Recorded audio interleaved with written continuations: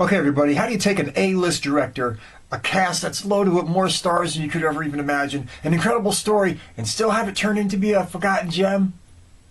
That's what we're here to find out.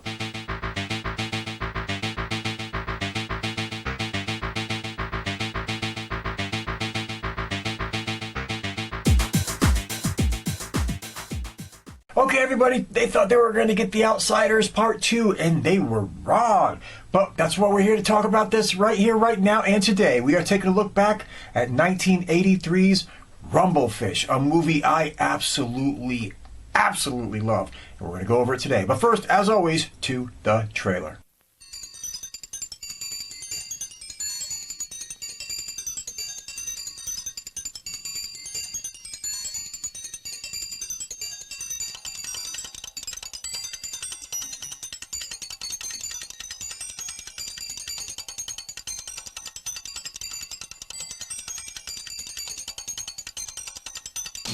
Rusty James. Biff Wilcox looking for you, Rusty James. I'm not hiding. He says he's gonna kill you, Rusty James.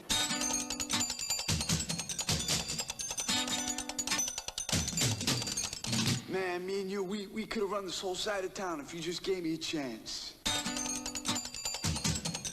You know, if you're gonna lead people, you have to have somewhere to go. I wonder why somebody hasn't taken a rifle and blown your head off. The motorcycle boy.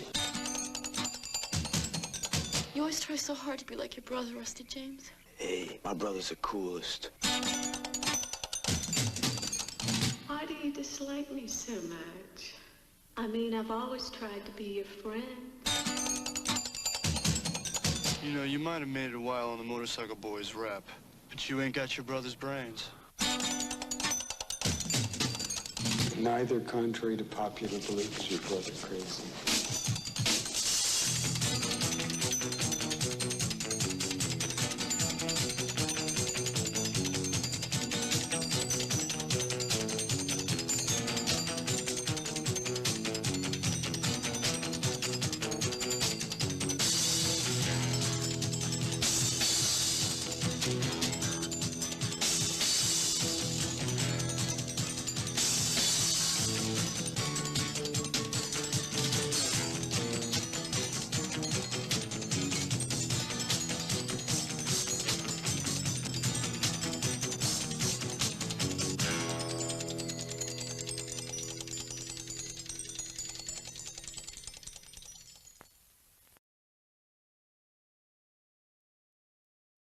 Okay, this motion picture was directed by Francis Ford Coppola. I should not have to say anything more than that. Really, let's be honest. We're talking the Godfather series. We're talking The Conversation, The Cotton Club, The Rainmaker, Gardens of Stone, Peggy Sue Got Married. When he was young, he did The Terror and Dementia 13, and of course, Apocalypse Now. Apocalypse Now. So, we're talking about the A-list of the A-list of the A-list right here. And let's get to more A-list. Let's get to the cast.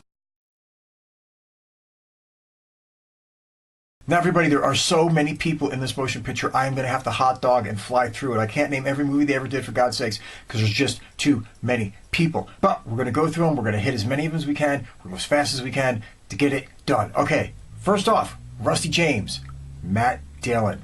Now, we're talking Drugstore Cowboy.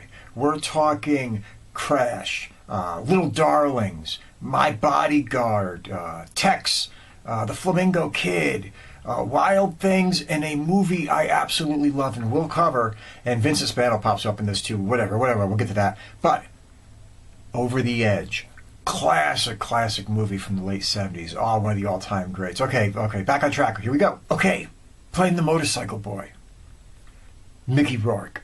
And come on, man, this is when Mickey Rourke was cool, not when he turned into that weird fucking cartoon character he is now, whatever happened to him. Back in the day, Mickey Rourke was kind of the shit, dude. And he was in so many classic movies.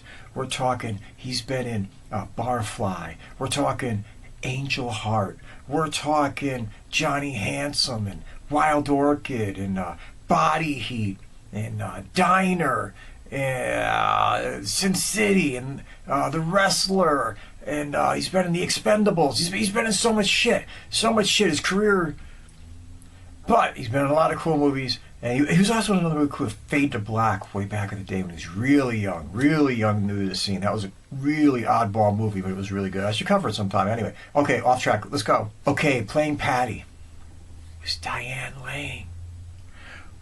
When I was that age, dude, she was the hottest chick on the planet ever. And still very well may be. But she's been in a lot of great stuff. She's been in a lot of cool shit. Let's go over it. Of course, she was in the all-time classic, The Outsiders. Sure, she was in The Fabulous Stains. Sure, she was in The Cotton Club, in The Big Town, in Streets of Fire, oh my God, in Night Moves, in Murder at 1600, Hollywoodland, Secretariat, Man of Steel, Unfaithful, a shitload of motion pictures, one of the most picture-perfectly natural beauties ever to be thrown into cinema. Diane Lane, gotta love her. Okay, playing simply the father, doesn't really have a name, is Dennis Hopper. Come on, it's Dennis Hopper. We all know it's Dennis Hopper. It is, crazy. Dennis Hopper. Legendary career, long career. We're talking Easy Rider. We're talking Apocalypse Now. We're talking Blue Velvet and Speed and Cool Hand Luke and Hoosiers and River's Edge and True Romance and Jesus' Son was a forgotten classic. And he was in Ed TV. He's been a zillion things, man. Dennis Hopper passed away a few years ago. Whatever. Guy was legendary. Guy's out of his fucking mind. But the guy was legendary, and he was in this. Okay, playing Cassandra was Diane Scarwid. Now, she had a career that was kind of okay back in the day. I don't know really whatever became of her that much, but back in the day, she had a name. She's always going to be remembered mostly for Mommy Dearest. With that was her thing, okay? But she's been in other movies. She was in Psycho 3.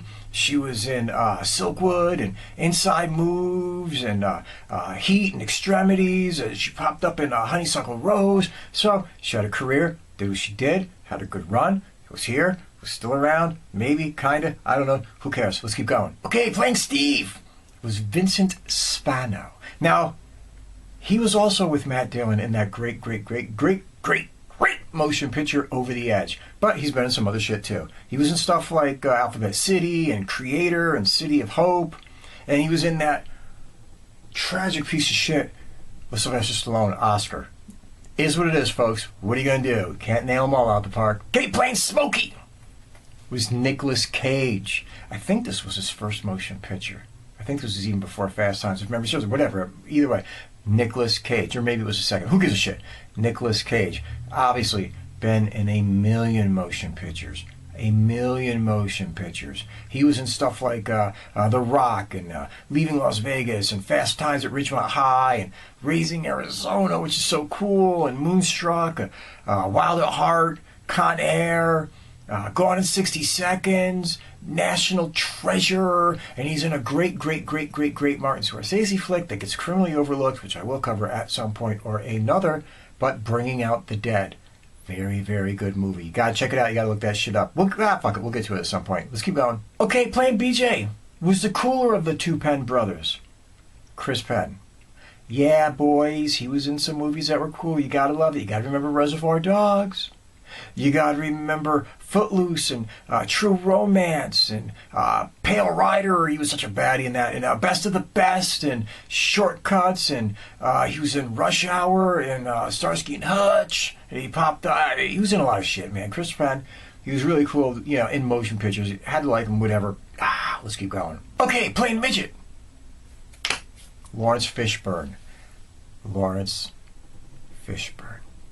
We're talking the Matrix series, folks. We're talking John Wick 2 and 3, maybe. Yeah, I know. Yeah, he was the third one. We're talking stuff like Mystic River, and we're talking The Signal and Othello and Man of Steel and fucking Event Horizon. I like Event Horizon. Some people, but I really liked Event Horizon. And, of course, when he was just a kid, a teenager, basically a child, he was in, he was really, I think he was only like 15, 16 years old when he was in Apocalypse Now on the boat. So anyway, Laurence Fishburne, cool, whatever. Gotta keep going on. Okay, playing Officer Patterson was Will Smith. Now, Will Smith never went on to be a huge star, but he was like fucking crazy jacked up in the day. And he was in all these like crazy biker movies and shit like that. You're going to remember him mostly probably for 2 flicks. He was in Every Which Way You Can, the sequel to Every Which Way But Loose with Clint Eastwood.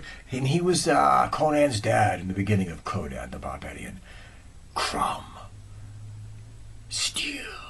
Anyway, but he was in other stuff too. He was in movies like The Losers, Rich Man, Poor Man, Black Samson, CC and Company, Angels Die Hard, and a movie with Yul Brynner way back in the day called The Ultimate Warrior. Not the fucking wrestler, but The Ultimate Warrior, which is kind of like a forgotten, a post-apocalyptic gem that gets criminally overlooked, and I mean completely fucking forgotten. Completely, you probably don't even know what I'm talking about. Completely fucking forgotten. Anyway, we gotta get going to the story, man. Yeah. And by the way, Tom Waits pops up in this thing too. You know what I mean? The singer, he plays Benny, the guy who wants like the fucking neighborhood hangout. Whatever. Okay, now we gotta get to the story because this is gonna take forever. Okay, I'm gonna try to do this in 90 seconds or less. I promise people, this is gonna go fast. You got this kid, his name is Rusty James. He idolizes his older brother. His older brother, simply known as the Motorcycle Boy, who was like the leader of a gang, and he was like the ultimate badass in town, until one day he hopped on a motorcycle and just fucking took off, and nobody knows where he went, and nobody knows what he's doing. Anyway, Rusty James wants to rise to the level that his brother was. He has this hero worship, this idolization of his brother, and he idolizes the life that his brother had with the gangs and the fights and all the violence and all the crazy shit that used to take on, and he just wants to continue that tradition and be as big a mythological figure that his brother was. He has a dad. Dad's a bum, alcoholic, a complete mess. Can't really relate to him, can't really talk to him. He has a girlfriend that's kind of too good for him. Kind of a good girl with a bad boyfriend type situation. You've seen that a million times. He's got a bunch of friends that he runs with that really don't take him ultra seriously because they think he's a bit of a fucking clown. They like him, but he is what he is. And then all of a sudden, out of nowhere, the Motorcycle Boy comes back into town. But he's not the Motorcycle Boy that anybody remembers. He's not the Motorcycle Boy that Rusty James remembers. He's a new Motorcycle Boy. He's got a different outlook on things. His mind is expanded and it's moved on. That's basically what this motion picture is about. 2 brothers, a father, a girlfriend, and some friends. It's simple, straight to the point, but oh so well done. Okay, folks, I'm going to tell you why this motion picture is the shit. I'm going to tell you why I think it kind of got forgotten a little bit. This motion picture came out literally right after The Outsiders. It was filmed right after The Outsiders. I mean, they like ended The Outsiders on a Friday and started filming this shit on a Wednesday type of situation. They had a lot of the same cast. They carried over a lot of the crew. And for some reason, the general consensus of the human mind at the time was that this is going to be a sequel to The Outsiders. It's going to be kind of like The Outsiders too. And this was everything but. Yes, it was another S.E. Hinton. She wrote the original novel, The Outsiders, and Rumblefish. It was another one of her stories, but this was completely unrelated to The Outsiders. It didn't look like The Outsiders. It sure as hell wasn't shot like The Outsiders. It didn't feel like The Outsiders. It was his own entity. It was a complete 110% art house flick. This is an art house flick, people. It's just the way, if that kind of shit makes your skin crawl, and usually it does me too, to be brutally honest, then I don't know, maybe this might throw you. But you got to give this a chance because it was so perfectly done that for an art house flick, you forgive it. And by art house, I mean this. The camera angles are completely bizarre. Nothing is really done super duper literal to real life. You know what I mean? There's parts of it where you're like, you know, Rusty James goes off into daydreams and you see his daydreams materialize in the classrooms with him. Or you see the daydreams where he has these out-of-body experiences and clocks and clouds move faster or slower depending on the mood and the parrot. It's shot to show off a director's art experience and his way of framing and all that, but it doesn't lose fact that there's a great story in here and a well acted movie. And I got to get to that. This motion picture is so well acted, it's frightening. Dennis Hopper is amazing. Matt Dillon carries it. And let's keep it real. This probably, in my opinion, was the tour de force of Mickey Rourke's career. I kid you not. The way he so expertly played the Motorcycle Boy, where he barely ever talks above a whisper. Everything is so quiet. He never really gets upset. And then when he has those moments when he lashes out or does something, you're like, wow, oh, okay, the Motorcycle Boy is this badass fucking dude. But most of the time, he spends it like this tortured soul. This broken guy, this guy who doesn't fit in anymore, where the world's changed around him, but it isn't really the world that's changed, it's him.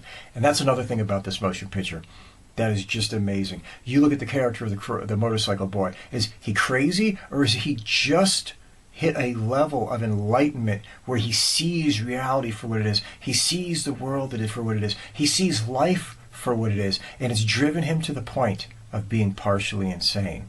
Yeah, there's a great line in the movie I could quote that kind of deals with that, but you'll get there. It's in the diner. The father says it, and it's one of my favorite quotes of all times. And another thing about this motion picture that makes it ultimately cool is it's not one of those happy, sappy movies. Everybody in this motion picture is broken.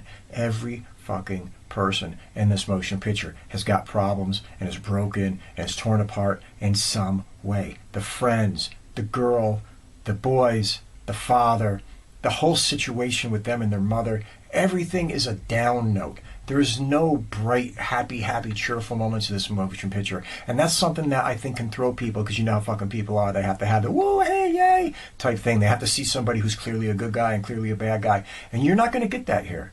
That's not the kind of motion picture you're watching. Rusty James is almost an unlikable character. The motorcycle boy is cool as shit, but you're like, there might be something wrong with this guy. The father, fuck him. His friends, are they really even his friends? Do they really even give a shit?